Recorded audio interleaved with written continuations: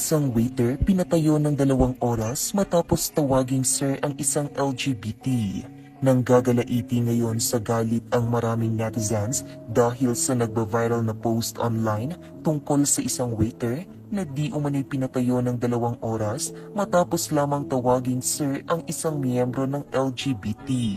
Ayon sa viral post ni John Calderon, mag-aalas 4 ng hapon nang una niyang nakita ang Cebu-based writer na si Jude Bacalso na nakaharap sa isang nakatayong waiter.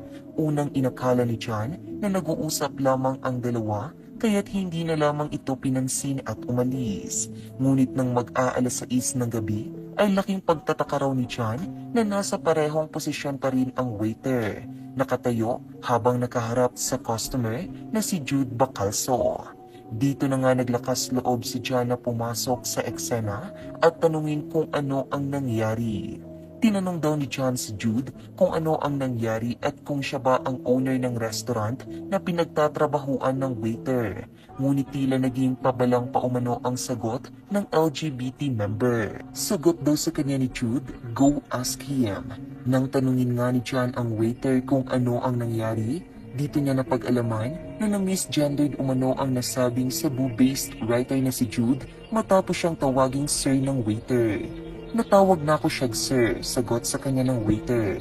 Dagdag pa ni John na wala umanong magawa ang ibang empleyado ng restaurant dahil malapit umano kay Jude ang may-ari nito. Dagdag pa ni John, hindi pa umano makakaalis ang nasabing waiter kung hindi pa siya namagitan sa dalawa. Nagpahayag naman ng pagkadismaya si John para sa LGBT na si Jude matapos niya itong gawin sa waiter. Isa umanong kahihiyan ang kanyang ginawa para sa katulad din niyang miyembro ng LGBT. "You voicing for LGBTQ? For that mere mistake sa server? Is that how you want to influence? Part ko sa LGBT myself and you bring shame sa ating community." Samantala, naglabas naman ng kanyang pahayag ang Cebu-based writer na si Jude na siyang sangkot sa insidenteng pagpapatayo ng 2 oras sa waiter. Sa kanyang pahayag, sinabi nito na hindi niya pinaparusahan ang nasabing waiter at gusto niya lamang itong turuan ng leksyon. Inamin rin niya na malapit siya sa may-ari ng nasabing restaurant kung saan nagtatrabaho ang waiter. Ngunit nilinaw niya na hindi niya pinilit ang waiter na tumayo ng 2 oras.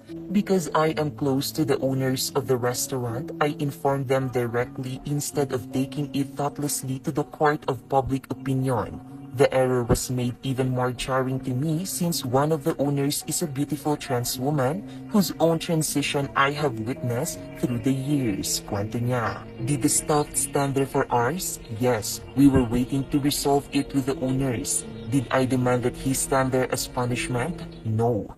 The supervisor was there when I discussed with the Ewing staff that perhaps a gender sensitivity seminar would benefit them. The supervisor acknowledged that this incident was a wake-up call to them and that they would welcome that opportunity," dagdag pa niya. Imbes na humingi ng paumanhin sa kanyang nagawa, ay pinaalala ni Jude na protektado ang mga LGBTQIA+ katulad niya sa Cebu kung saan nangyari ang insidente. Sinabi niya rin na nagkaroon na ng maayos na pag-uusap sa kanila ng waiter at tapos na ang kanilang issue.